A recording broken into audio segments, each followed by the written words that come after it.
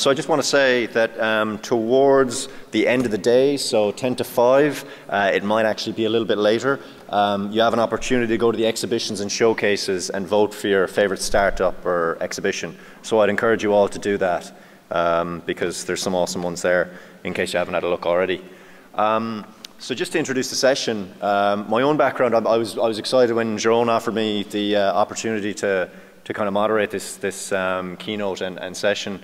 Because my own interest is in manufacturing, and what I'm quite excited about this session is that it really does straddle all the disciplines.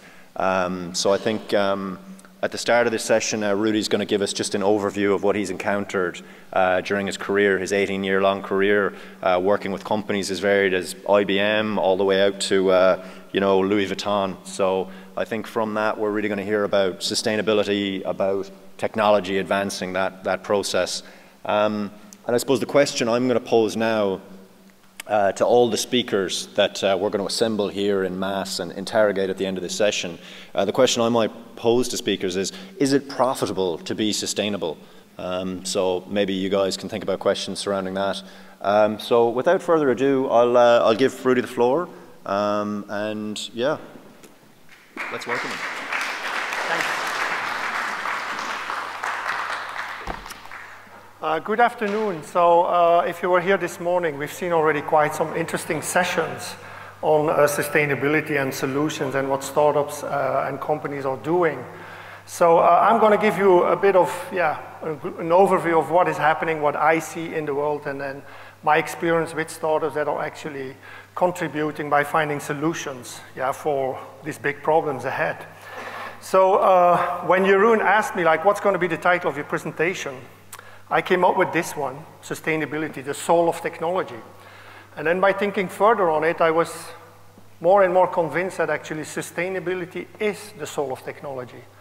Why is that? Because we are able to measure everything, and with new technologies coming on, so if you can measure it, we can also improve things. And nearly everything that is ahead in the future of trends, will be measured, and we can improve it to create a better sustainable world. So, and I'll show you that.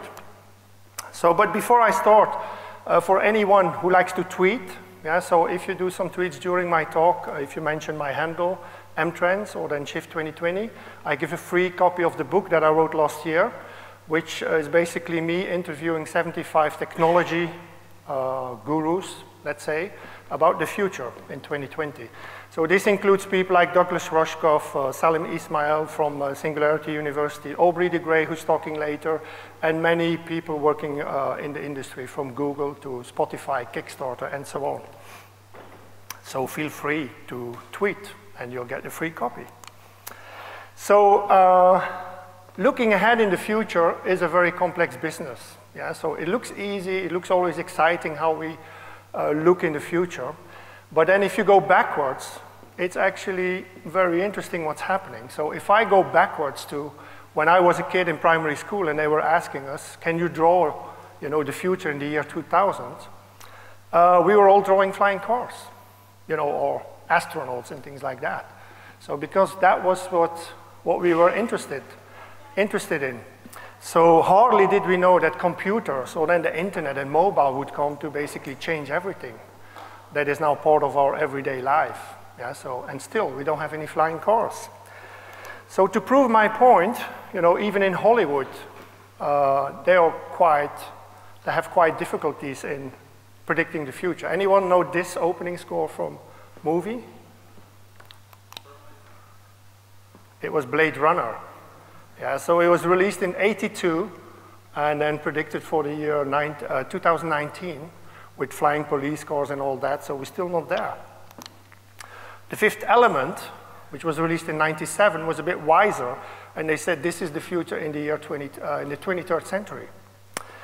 So, and still we don't have any flying cars, but we're getting there. Anybody knows this car? It's called the Aeromobile. It's built in Slovakia, and they want to release this on the consumer market by 2017. Though they have a bit of problems. So the CEO crashed just in the month of May with one of the planes. He got out of it with a parachute, so nothing, no harm was done. So I presented this slide also a couple of weeks ago in a conference for police and emergency services, and everybody was laughing with this slide. Wrong attitude, I would say. Yeah, wrong attitude, because we should be supporting entrepreneurs. Yeah, and many of these people have been given their lives for us to get a better future, yeah, to get the comfort that we have now. So these are the guys, who was it, Alloc and Brown, who were the first to fly over the Atlantic. Their plane didn't crash, actually, they got over it, yeah, so. And there's many of them, actually, who tried before that and who didn't succeed, yeah. We only remember the people who succeed, while there's many failures on the way. The adventurers of now and the pioneers of now are guys like Bertrand Piccard, yeah, who's currently flying around the world with a solar plane. It's not going according to plan, but it's the intention, yeah, to move on, and we're getting there. So having like commercial planes with solar energy is quite a big challenge, yeah, for even in 20 or 30 years, because there's quite some physics involved and all that. So meanwhile, there's already drones that are used by Facebook. Now in the UK, they fly over like 60,000 feet above the commercial airline height, way above, to actually test internet and to create a better internet. They want to use this in developing countries. Google is doing the same. They also had a crash a couple of weeks ago in New Mexico. So, but these are the new technologies that are also totally solar powered, and that can stay on and on and on in the sky, and actually more acting as satellites for better internet access. Going back, anyone recognizes this city? It's Detroit. Detroit was the center of the automobile industry. They called it the Renaissance City. Yeah, in 1924, General Motors, Ford, Chrysler, and all the car companies made their headquarters there. Yeah, and created for decades and decades and decades progress for the car industry, with a peak in the 60s. Yeah, where even Motown made more hit singles than any other label at that time. Yeah, so people from all over America came to work in Detroit, blue-collar people, and to actually live the American dream. Yeah, it was prosperity all the way. But look what that place is now. This is what's left. Yeah, and this is not due to the automobile, let's say, globalization or the financial crisis. No, this building was basically left in '82.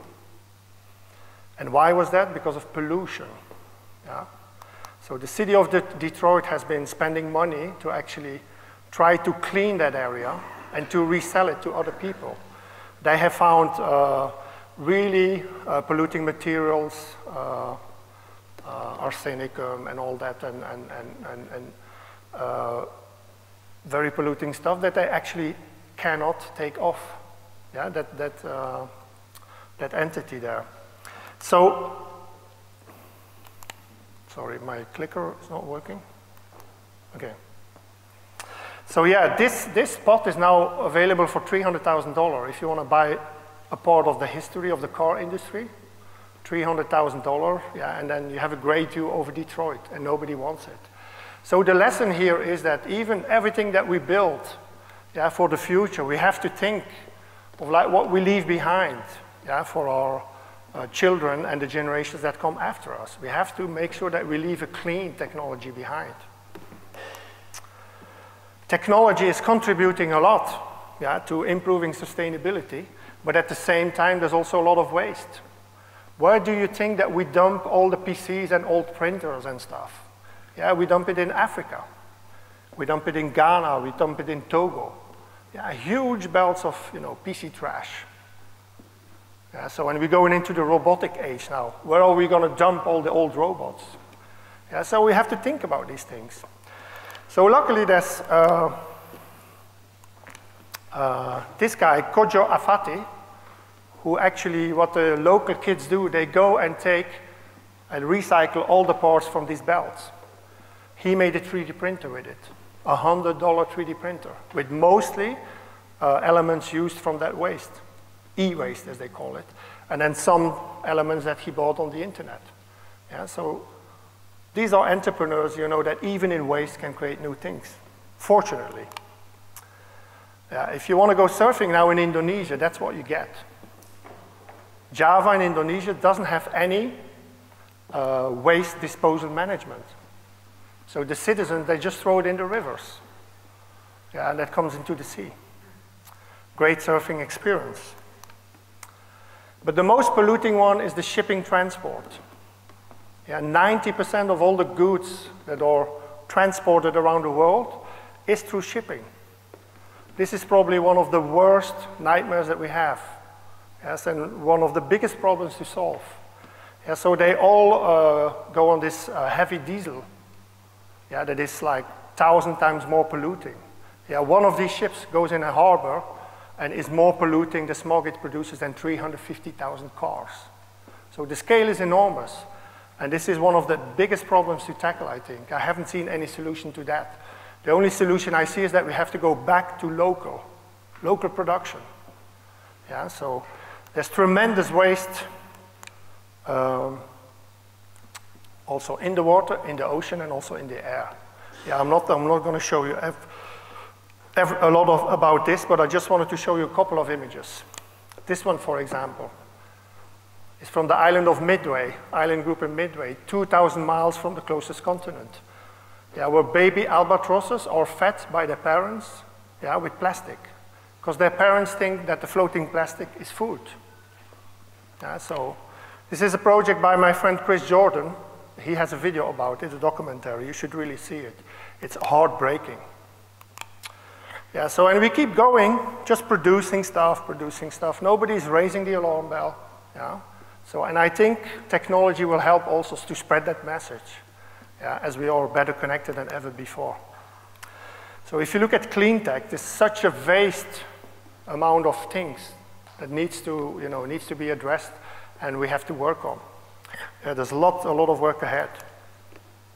So I'll start with giving a couple of examples also in some areas. But first on that, the nature of technology. The nature of technology is exponential. Well, it's transparent also because, through open source and open data and platforms, we can interconnect a lot of things, and then everything becomes more transparent. But it's exponential. If you look at all the areas on the right, they nearly all involve sustainability or clean tech. From connected cars, smart grids, smart cities, next generation automation, connected healthcare, sharing economy, and all that. So I think by adding technology to sustainability, we're going to go into an accelerated pace of innovation in that area. So, and then there's new materials that will kick in, that we hardly know about, that can change the whole game. Graphene, for example, 200 times more stronger than steel, by weight. And can also, they are looking now at new areas, commercial areas for a graphene, which can be plastic smart cards. So you could have one smart card for all your cards. But it would be interactive and have lots of information on it. The foldable newspaper. Yes, the Harry Potter newspaper that can be updated. So you only would need one newspaper. Or then also battery cars. So graphene could produce with a 10-minute charge a 1,000-kilometer ride. Already calculated now. And then also solar panels. Or then Optalsys, Cambridge startups, which is in the optical technology of actually making information transfer through light, not through electricity anymore. So these are all technologies that might kick in, as I did know about the computer or the internet in a couple of years, and will be game-changing. What about this one? Ubiquitous energy, a transparent laser that can capture solar energy and can be placed on any screen. Windows, so it's a very promising startup, this one, and have a lot of products already in IoT. Future living. This is one referring to Anne Lise from this morning. This is the International School of Copenhagen, that is producing 12,000 solar panels to have a production of over half of the electricity for 1,200 students and 300 employees. Microgrid, yeah, which is one of the biggest trends, I think, for the coming years, 5 to 10 years. People will go more and more sustainable. They go more and more also to be able to live off the grid or produce their own energy with a positive energy output. Yeah, so making money while you produce energy. This one is a great one I like. WikiHouse is a project by designers where they actually design new houses with sustainable materials, you know, or then recycled type of materials.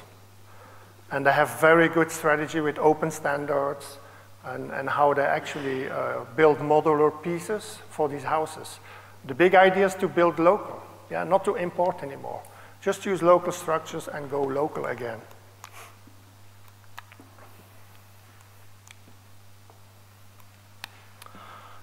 This one is made by a Slovakian architect called Nice Architects, and is the caravan of the future. Yeah, so it has solar cells, it has wind turbine, yeah, and also can collect actually rainwater. Yeah, so it can be used for 1 or 2 persons, yeah, to go and live off the grid wherever you want. Yeah, these are all examples of that that are happening a bit everywhere, of how people see the future and how they are designing their own future. Powerwall from Tesla, already talked about this morning, is probably one of the catalysts, yeah, of this whole energy sector, yeah, with this type of products. Yeah, and then Elon Musk is so cool in announcing these products, yeah, so that he makes that actually a very sellable product. Apple invested $850 million in a solar plant earlier this year.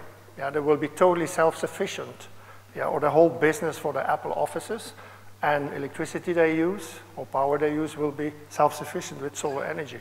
More and more companies will go in that direction, luckily.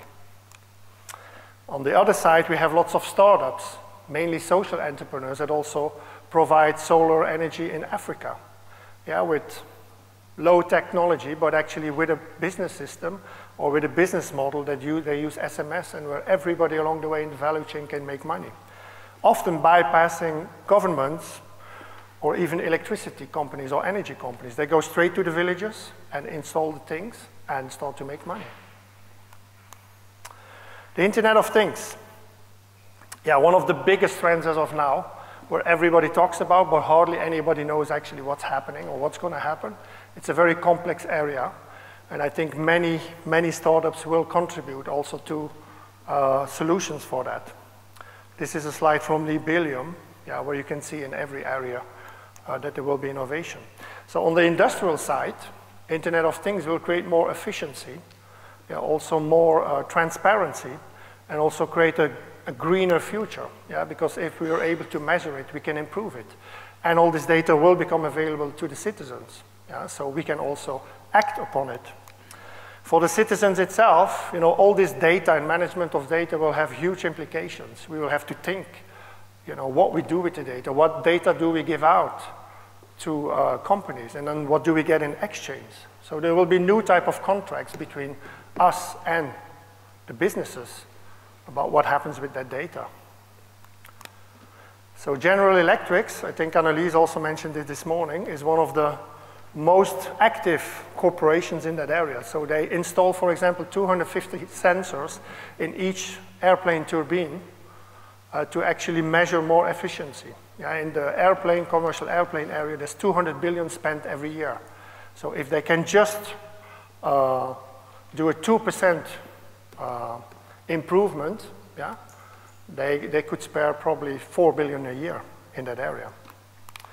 On wind turbines, they also place sensors now to get more efficiency, yeah, and also let the wind turbines act together, you know, where the wind comes, and so they can have more better products for that. By the way, a study from McKinsey calculated there's like 1.5 million data scientists needed on the market now, and there's hardly any studies for it.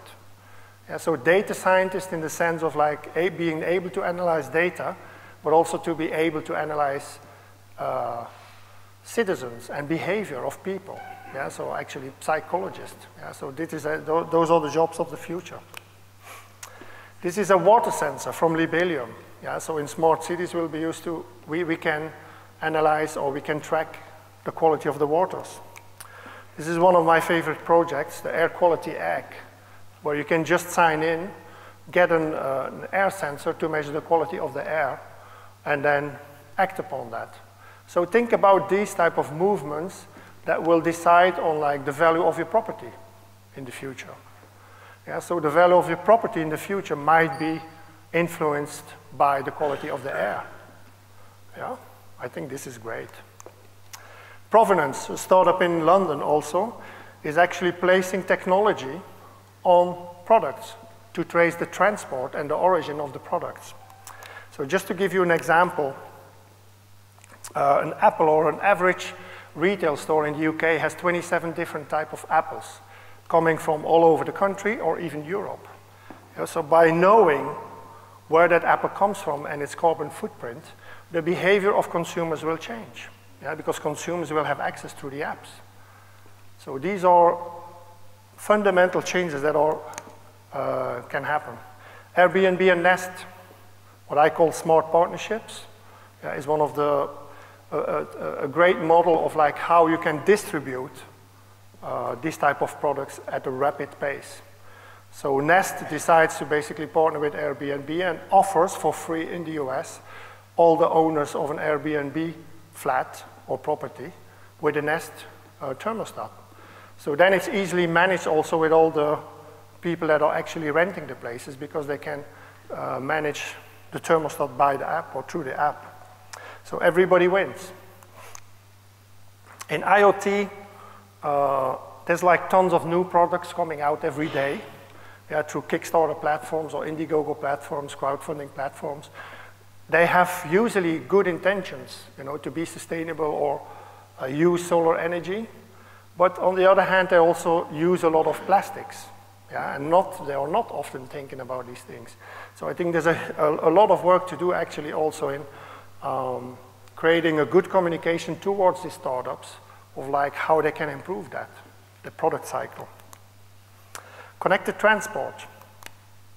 Yeah, so these images nobody wants to see. 75% of the people in general go still with the car to their work. Yeah, so companies like Lyft and BlaBlaCar and Uber, are not actually wiping out or disrupting the taxi industry. Their objective is a lot further away. It's to keep the cars out of the city. So, and by connecting all that data and these platforms, we will know better about this. Yeah? So, and the car sharing, the sharing economy helps a lot. I think it's up to 30% already from their statistics of how many people are sharing cars. Yeah? So less cars in the city. Helsinki has a great project where they actually build a platform for its citizens where they want to connect all the transport on. So everything will be manageable through an app, and they want to put on all the public transports, and even then, private car hire and things like that. So everything would be accessible through the app. So you would get the best price and also the timing to get there. So they want to basically make private cars coming in the city obsolete. Yeah, so make it a whole city plan. Transfix, one of my favorite startups now.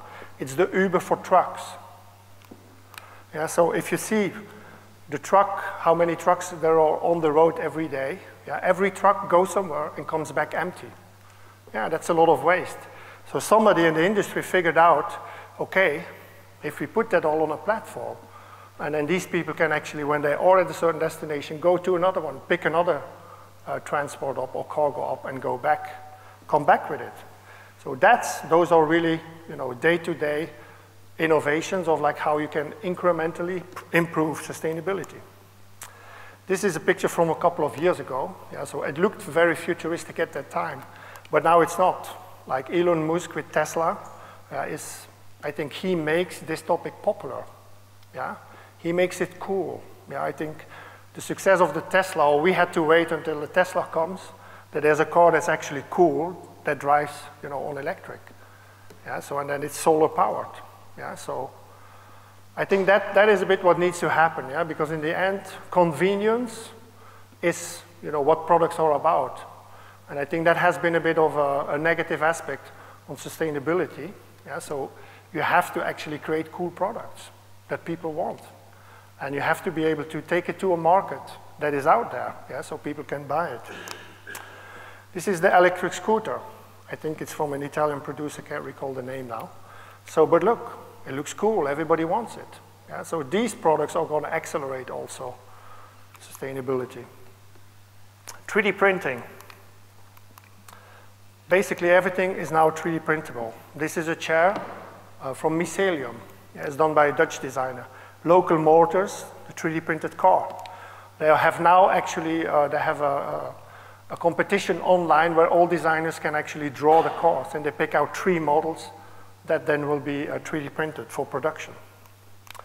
3D printed fashion, I'm not sure that they are very handy to wear. 3D printed art, 3D printed food, and then also regenerative medicine, 3D printed organs. Yeah, so anything can be printed now. Yeah, so how many of you have heard about 3D hubs? Okay, this is probably one of the most exciting projects in 3D printing. It's 2 guys from Amsterdam that just decided to create a platform and interlink all the 3D printers in the world. They started with a couple of hundred. There's now nearly 20,000. I think last time I looked was 19,000. Yeah, printers, 3D printers connected on one platform and with a business model. So the way it goes is you can look up a 3D printer design, look it up on the internet, and then look for your closest 3D printer in your neighborhood, and then decide with him on the price, and then everybody makes some money in between. Yeah, so these type of projects can help also, you know, building more local products. Yeah, there's quite some issues still with 3D printing, but I think the speakers after me will come up with other solutions already, or new solutions. D-shape, yeah, is 3D printing houses out of sand, yeah, and then with a magnesium type of bender. These are examples of saltimer, what they call it, products with salt and polymer. Yeah, so they can print new materials with that. And there's lots of 3D printing houses and all that with recycled materials coming up. This is Erik van den Klooy, Dutch designer also, who made a whole collection, yeah, of furniture with recycled plastic. And then robotics and drones. This is the first 3D printed robot, InMov, done by French open source hardware. And this is the first 3D printed robot from Intel, commercially available for $1,000 now online. Yeah, so these type of robots, yeah, they basically, you just order a set with the mechanics and the hardware, and then you can actually put everything together with open source or with manuals that come from the internet. So these are going to become cheaper and cheaper all the time. And I think in 5 years, everybody will have one at home.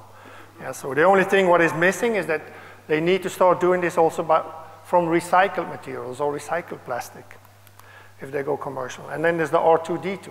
This is from a British artist, Amoba Boy, yeah, who made this from recycled materials. And it is a fully functional robot. And then we have drones. You know, there's drones for delivery, there's drones in emergency cases. This lady here, Karen Fletcher, she developed a concept, yeah, to actually plant trees, yeah, through drones. There's 26 billion drones, 26 billion trees are cut every year. And we plant 15 billion. Yeah, so see the gap. Yeah, so when something needs to be done there, so drones can help also. There's also great projects for drones in agriculture and all that.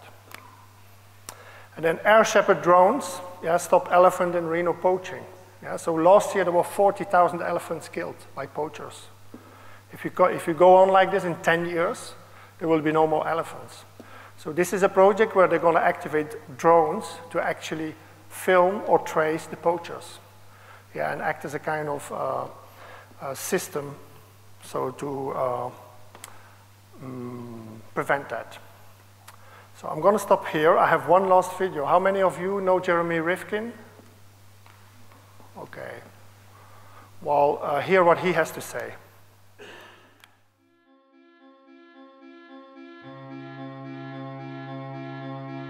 We have to change consciousness. We have to move from a geopolitical, ideological frame to biosphere consciousness in order to have the narrative and the vision and the determination and the will and the drive to move ahead instead of, through fear, backing up to the 20th century. We have enough distributed energy to provide for our species until kingdom comes.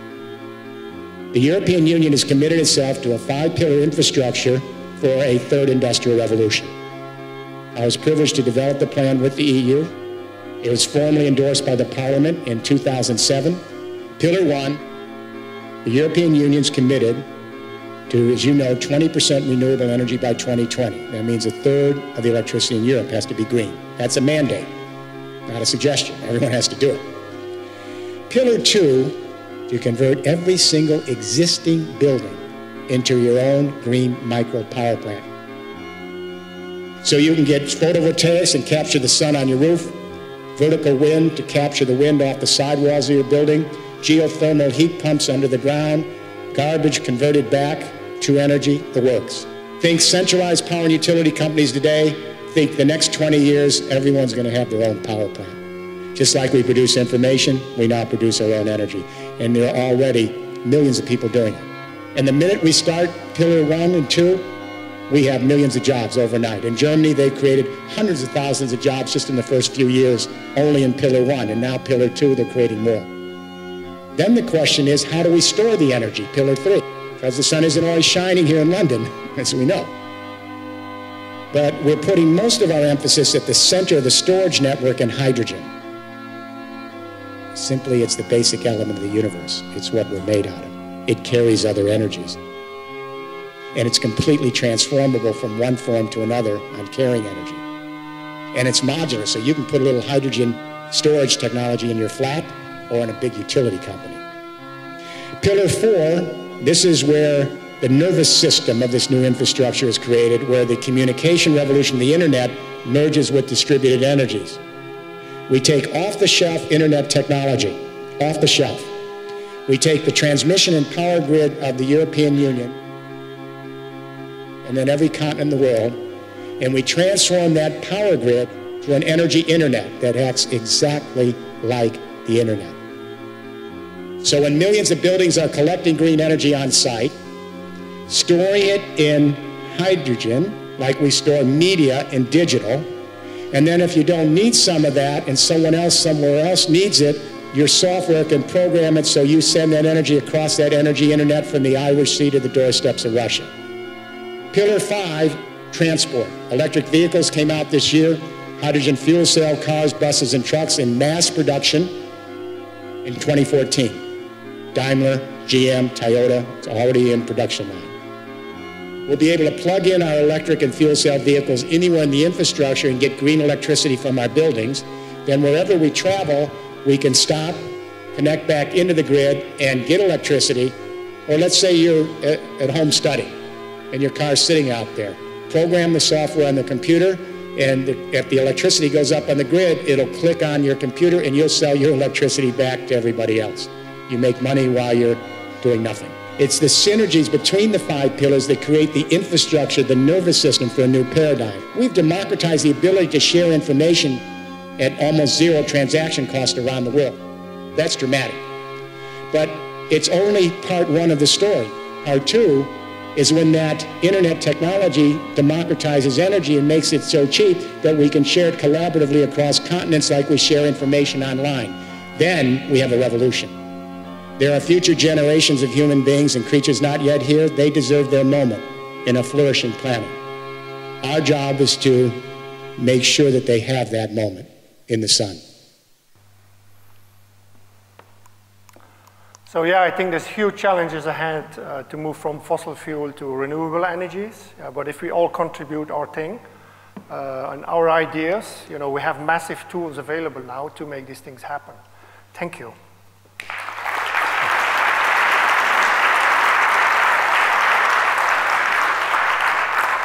Questions? I think we could probably take 1 or 2 questions because we're doing fairly well for time. But just to remind you, we'll also have really towards the end of the session, and we'll have a Q&A with all the panelists. Does anyone have a burning question in the meantime? A burning question in the audience. Yep, yourself? No, I think we might have a microphone. Yeah, do shout, yeah.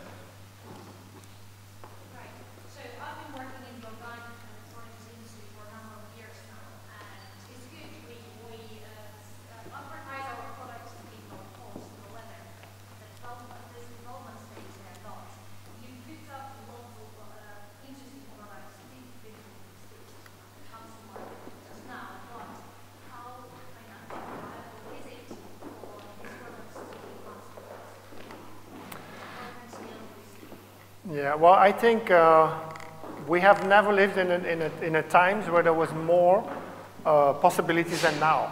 Yeah, before the access to capital was a lot more difficult. You know, you had to go to VCs, and they had to like your project. You had to make sure that you're an inventor. You have somebody financial, somebody who can market your product. Yeah, together or your team together. I think now there's more possibility than ever. Yeah, to find the resources, to find people. For example, the crowdfunding business is going to be bigger than the VC investment business in 2016. Yeah, so, and VC venture capital will also change. Yeah, so as many sectors get disrupted, yeah, so I think there's more possibility about it. It all depends, of course, of like, yeah, how good your product is, and of course there's a lot of failure also in startups. Yeah, so, but I believe truly that you have to go for your ideas and make them happen, yeah, and contribute to a better world, right? Does that answer your question? Okay. Joe, yeah? You've introduced us lots of very interesting products and sustainability materials, but don't you think the real answer to sustainability is actually to use less, to make less, to produce less, and how to square that circle? Yeah. So, well, I'm talking here from a B2B perspective, yeah, so from basically my experience to other entrepreneurs or people in the business.